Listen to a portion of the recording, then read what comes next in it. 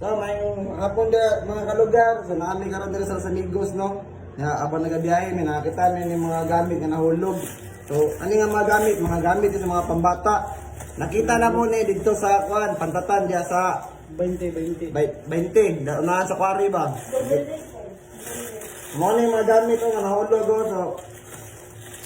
So, kinatagiyan ni pambata ni, bro, malampin. Kanina, gikan ni sa kuan sa lots. Kami nakapunit, amo ang gipunit kay para ma-post lang po naman ba para makita ninyo. Ang di masayang. Pero mo niyo natin pantalon nga liyo. Tara. So kung makita ka ni tagiya, asa kuan ba di? Asa kuan? Dito lang sa Los Amigos Blue House. Diri lang sa Los Amigos sa Blue House, so, kuha lang ibutang ang iyahang pangalan na sa comment section para mao na lang po ito yung i-message. Diri ako na ko ni ibilin. Tara. Mao niyo. Kung motoon nga tagiya ka, kung nakabalo ka sa presyo, pila ni tanan. So, mao na ihatag namo kung nakabalo ka sa presyo, pila ni tanan, kinahanglan ma-resibo ani dire.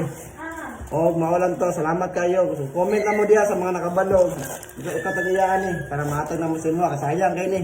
Bayobay ra ba niyo?